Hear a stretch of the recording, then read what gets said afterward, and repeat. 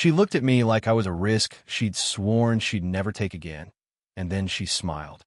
I didn't mean to fall for her. It just happened somewhere between her laughter and that smirk that ruined my balance. She said I was too young to be dangerous, but the way she looked at me said she already knew I was.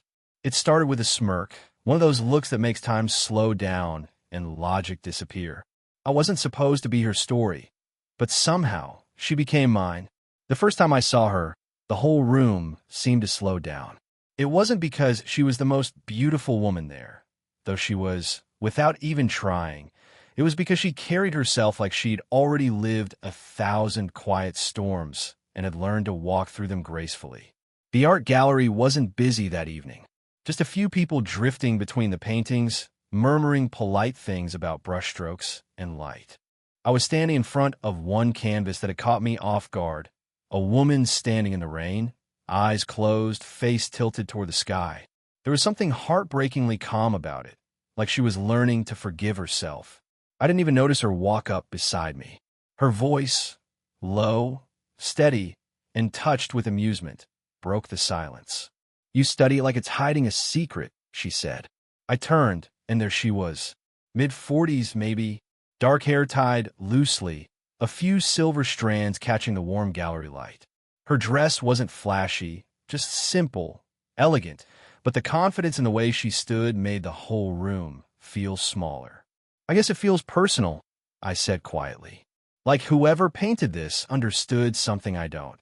She smiled, just a flicker before her lips curved into that smirk I'd come to know too well. "You're too young to be this dangerous," she said softly. And then she turned away, just like that, leaving a trail of perfume and confusion behind her. For a few seconds, I couldn't even move. Dangerous? What did she mean by that? There was no flirtation in her tone, not really. It sounded like she was talking to herself, a woman reminding her heart not to wander where it shouldn't. I watched her walk toward the back of the room, greeting people, adjusting the lighting on another piece. That's when I noticed the name on the small card beside the painting. Artist L. Marin. She wasn't just curating the exhibit. She was the exhibit. Something about that realization hit deeper than I expected. I wasn't just drawn to her work. I was drawn to the person who had lived enough to paint it.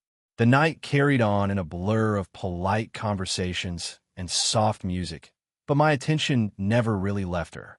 Every time she laughed with someone, her hand resting lightly on her hip, I caught myself wondering what that smirk had meant. Maybe she'd seen through me. Maybe she'd noticed the way I'd been searching for meaning lately.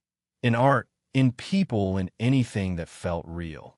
And in that moment, standing among strangers and canvases, I realized something had quietly begun. Not a story I planned for, not even one I wanted, just the kind that starts with a single look and a woman who says one sentence that you can't stop replaying in your head. "You're too young to be this dangerous." And somehow, I knew that wasn't the last time I'd hear her say it. I saw her again a week later. This time, not in a gallery, surrounded by art and strangers, but in the simplest of places, a small corner coffee shop near the harbor. The kind of place where the tables wobble a little, the windows fog from the steam, and the air smells faintly of roasted beans and rain-soaked coats. She was sitting by the window, a half-finished cappuccino beside a notebook filled with small, slanted handwriting. Her pen hovered over the page like she couldn't decide whether to finish the thought or start over. I hesitated before walking in. Part of me thought it would seem intentional, like I'd been looking for her. But truthfully, maybe I had. When she looked up, our eyes met through the glass. For a second, I thought she wouldn't recognize me. Then she smiled, not the teasing one from the gallery, but something softer, almost surprised. She gestured toward the empty seat across from her. "You again," she said as I sat down. "Careful. People might start thinking we plan these things." I laughed. Maybe fate just likes to test your patience. She smirked again, and that same spark flickered between us. Something playful layered over something neither of us dared to name. We talked for hours. About her art. About how she moved to this town to get away from the noise of her old life. About how I'd been feeling stuck, drifting between ideas, jobs, and late-night thoughts that didn't lead anywhere. She listened in a way most people don't, not just waiting to speak, but really hearing. Sometimes she'd tilt her head slightly, eyes narrowing just enough to make me wonder what she was thinking. And every now and then, she'd ask a question that cut straight to the truth. You ever notice how people chase excitement, then run from it once they find it? I remember smiling. I think you're describing yourself. She looked at me for a moment, really looked, then stirred her coffee slowly, hiding a small smile behind the cup. The air between us shifted after that. Not heavier, not awkward, just charged. Outside, the sky turned gray, rain tapping softly against the glass. Inside, the world felt smaller, like the rest of the cafe had faded into background noise. At one point, she reached for the sugar jar, and our fingers brushed. Just a second, warm skin, light contact, but it felt like everything slowed down again. She didn't pull back immediately. Neither did I. Her eyes flicked up to meet mine, curious and steady. "Your trouble," she said quietly, a smile tugging at the corner of her lips. I laughed under my breath, trying to play it off. But my heart, it wasn't playing anything off. By the time she stood to leave, the rain had stopped, and so had my sense of time. She slicked her coat on, glanced back at me once more, and said, "See you around, maybe." And for some reason, I knew she would. Because whatever this was, curiosity, danger, connection, it wasn't finished with us yet. The storm started earlier than the forecast had promised. By the time I reached the gallery, the clouds had already swallowed the afternoon sun, turning the street into a blur of reflections and rushing footsteps. She was inside, closing up early, tugging the blinds down one by one. I stood in the doorway, half drenched, half smiling. "You're either brave," she said, "or you don't check the weather." "Maybe both," I said, stepping inside. Or maybe I just didn't want the day to end yet. The words slipped out before I could stop them. She froze for a heartbeat, her eyes catching mine. And in that pause, I felt something shift again, the way the air changes before thunder. When the rain began hammering against the glass, she sighed and waved me in further. "Looks like you're stuck here. I have a studio upstairs, drier than standing by the door." Her art studio was nothing like the polished gallery downstairs. It was alive, brushes in jars, canvases stacked along the walls, the faint scent of turpentine and rain drifting through the cracked window. There was a small lamp on her work table, casting a soft amber glow over everything. She handed me a towel. Our fingers brushed. Again, that subtle, unspoken electricity. "You paint too?" she asked. I shook my head. "I write sometimes, but I envy people who can make silence look beautiful." She smiled at that, a small, tired smile that looked more like truth than charm. For a while, neither of us spoke. The storm filled the silence, steady and rhythmic, like background music for something neither of us planned. Eventually, she broke it. "I stopped painting for almost a year once," she said quietly. "After someone I loved decided I'd gotten too difficult to understand." Her voice trembled. Not much, just enough to let me know it still hurt. "I don't think you stop because it stops mattering," I said. "You stop because it still does." That made her look at me, really look, and the softness in her eyes was something I'll never forget. There was no smirk this time, no guard, just honesty. The candlelight flickered against her skin, tracing the curve of her cheek, the line of her neck. She stepped closer to adjust the canvas near me, her shoulder brushing against mine. Warm, faint, but enough to make my pulse stutter. For a second, neither of us moved. The air between us was thick with unspoken things. Then she cleared her throat lightly, breaking the moment before it could turn into something it wasn't ready to be. "You should probably wait until the rain slows down," she murmured. "I'll make tea." As she turned away, I caught my reflection in the studio window, standing in the glow of her world, feeling something begin that I couldn't name but didn't want to end. And for the first time, I wondered if she was as trapped in that storm as I was, not by the rain, but by something far more dangerous. The feeling that we were crossing a line we both secretly wanted to cross. The rain finally stopped sometime after midnight. By then, the tea had gone cold, the candles had burned low, and the studio had fallen into that kind of stillness that makes you aware of every breath. She stood by the window, watching the street below glisten under the streetlights. I sat nearby, trying to find words for something I wasn't sure I should say. There's a strange thing that happens when two people share silence. It starts to speak for them. She turned slightly, her reflection caught in the glass. You ever feel like some nights are longer than they should be? She asked softly. Only the ones that matter, I said. Her lips parted like she might respond, but instead she looked down, tracing her fingertip against the fogged window pane. I could see the faintest tremor in her hand, and I wasn't sure if it was the cold or something else. I stood and joined her, careful not to break the fragile quiet between us. Outside, the street shimmered, puddles glowing under amber light, the world still half dreaming after the storm. She gave a small, nervous laugh. You realize how ridiculous this looks, right? Me, a woman with too much coffee and too many memories. You, standing here like you haven't learned yet how the world works. Her voice was playful, but there was something behind it, a warning she wanted to believe in. I smiled. Maybe I just don't care how it works. That made her look at me. Really look, and for a heartbeat, there was again that quiet pull neither of us could reason away. I could see the conflict in her eyes, desire and restraint, tangled like threads she didn't know how to separate. I almost said it then, that I thought about her too often, that her laugh lingered in my head longer than it should. But I didn't, because I could feel she already knew. Instead, I reached out, gently straightening the collar of her sweater where it had fallen uneven. My fingers brushed the side of her neck, just a breath of contact, and she froze, not in fear but in awareness. For a moment, everything narrowed to the warmth of that small touch. She exhaled slowly, her voice barely above a whisper. You're impossible. I smiled. So are you. We both laughed softly, but there was no escaping what lingered underneath, that trembling balance between what was allowed and what wasn't. When she finally turned away, she slipped her hand lightly around my arm, leading me toward the door. Her grip was brief, warm, steady, a wordless thank you, or maybe a warning to tread carefully. Outside, the air was cool and wet. She held the umbrella between us, close enough that our shoulders brushed as we walked. And under the soft rhythm of raindrops, she whispered, almost to herself, I like impossible. Neither of us spoke after that. We just walked, the distance between us both vanishing and growing at the same time. At first, I told myself she was busy. The gallery always seemed to have something new going on, and she had that kind of life that looked full from the outside. But as a week turned into two, I started realizing it wasn't the world keeping her busy.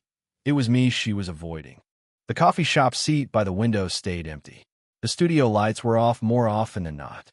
Even her usual morning messages in the gallery's newsletter stopped arriving in my inbox. I didn't blame her. If anything, I understood. Whatever had been forming between us, those long glances, the laughter that came too easily, the way silence started feeling intimate, it was dangerous.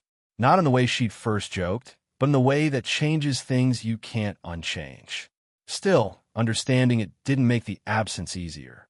Some evenings, I'd walk along the pier, watching the gulls wheel across the fading sky. The wind was cold, carrying the smell of sea salt and wetwood. I'd find myself looking toward her street, wondering if she was painting again, or if she'd sealed that part of herself off again, just like before. When we finally crossed paths, it was by accident. Or maybe not. Maybe she'd sensed I'd be there, the way certain people just know. She was standing by the harbor railing, her hair tied up, the wind teasing loose strands against her cheeks. When she saw me, she smiled politely, too politely. You look like you've been thinking too much, she said. I could say the same about you. For a while, we stood without speaking. The sun was setting behind the boats, painting the water in ribbons of gold and rust. She leaned on the railing, eyes distant. I've been trying to be sensible, she said finally. To remember that this, whatever it is, doesn't make sense outside of moments like that storm. Her voice was calm, but I could hear the ache hiding underneath. I'm not asking for sense, I said quietly. Just honesty. That made her glance at me, her expression breaking. Only slightly, but enough to see the truth flicker through. You don't scare easily, she murmured. Except when it's real. I didn't answer. I didn't have to. The breeze picked up, carrying the scent of sea salt and her perfume, faint, familiar. For a second, she looked like she might reach for my hand. Instead, she folded her arms tightly across her chest. "People talk," she said softly. "They always do. I don't care what they say." She smiled sadly. "That's because you still think you can outrun the noise. You'll learn." Then she turned and walked away, slowly, deliberately, her figure dissolving into the amber light. And I stood there, the pier creaking beneath me, the sky dimming above, knowing she wasn't wrong, but hoping for once she'd be the one who came back. She called me one evening out of the blue. Her voice was calm, steady, but there was something behind it, something softer, uncertain. "The gallery's quiet tonight," she said. "If you're free, stop by." Just that. No explanation. No small talk. And somehow, that made it feel like an invitation to something deeper than conversation. When I arrived, the lights were dim. The gallery downstairs was empty, shadows stretching long across the polished floor. From upstairs, I could hear faint music, a slow piano piece, something melancholy but beautiful. She was in her studio, standing before a canvas, brush in hand, hair loose this time. The faint scent of paint and her perfume mingled in the air, something familiar, something that felt like her. For a while, I didn't say anything. I just watched her, the way her body moved slightly as she painted, the way she paused every few strokes like she was searching for a feeling, not a color. "You're quiet tonight," she said, without turning around. I didn't want to break the moment. She smiled faintly. "The moment's already broken. I'm just trying to put it back together." When she finally faced me, her eyes were tired, not from lack of sleep, but from holding too much inside for too long. "I've been painting this for weeks," she said, "and every time I think it's done, I see something missing." I stepped closer. The painting showed two figures, one standing in light, one in shadow. Their hands almost touched, but didn't. The space between them glowed, faintly, like something alive. "It's beautiful," I whispered. She shook her head. "It's unfinished, like everything I care about." Without thinking, I said, "Then don't finish it yet." She looked at me, really looked, and something in her expression softened. For once, she didn't hide behind words or wit. She just stood there, quiet, searching. I don't remember who moved first. Maybe it was both of us. But suddenly we were closer, close enough to feel the warmth of her breath, the faint tremor in her hand when she reached out to steady the canvas and brush my fingers instead. Neither of us pulled away. "You really don't care what people think, do you?" she asked. "I care what you think," I said. She laughed softly, shaking her head. "You shouldn't say things like that." "Why not?" Her hand lingered against my chest, resting lightly, as if testing whether my heartbeat was real. "Because then I'll believe you," she whispered. For a long time, we didn't move. Just the quiet rhythm of the piano, the scent of paint, and her touch. Warm, gentle, steadying. Then she smiled, small and certain. "Stay," she said. Not a command, not a plea, just a truth she'd finally allowed herself to speak. And for the first time, I didn't feel like a passing storm in her life. I felt like the calm after it. Months passed, and the world slowly returned to its rhythm. The tide of ordinary days, the quiet hum of routine. She didn't disappear again. If anything, she seemed lighter now, not careless, just less guarded. The sharp edges around her laughter had softened. Her studio smelled of turpentine and possibility again. Sometimes I'd stop by after work, and she'd pretend not to notice at first. I'd lean against the doorway, teasing her about her perfectionism, and she'd roll her eyes. But her smile always gave her away. It wasn't fireworks. It wasn't chaos. It was simple, steady warmth, the kind that stays. Then one evening, she told me the gallery was hosting a new exhibition, her first major solo show in nearly 3 years. She didn't say much else, only that there was a piece she wanted me to see in person. The night of the opening, the space was glowing, soft lighting, the murmur of guests, the faint scent of wine and roses. I found her standing by a new canvas, half hidden by the crowd. When she saw me, she smiled. Not the teasing kind, not the cautious kind, but something quiet and sure. She motioned me over, and for a moment, I forgot how to breathe. The painting was titled Dangerous. It showed a man standing in the soft light of a candle, half his face lost to shadow. Behind him, faint outlines of storm clouds, the suggestion of something once turbulent, now still. But it wasn't the technique or the detail that caught me. It was the emotion in it, the calm, the quiet strength, the sense of someone finally seen. "You made me look braver than I am," I said quietly. "No," she replied, her voice low and certain. "I painted what you made me remember, what bravery looks like when it's gentle." We stood there in silence while people moved around us, glasses clinking, soft laughter echoing from the other room. But all I could feel was the small distance between her hand and mine, the gravity pulling us closer. "Still think I'm too young to be dangerous?" I asked, smiling. She tilted her head, her eyes warm, the faintest smirk curving her lips. "No," she whispered, "just dangerous enough."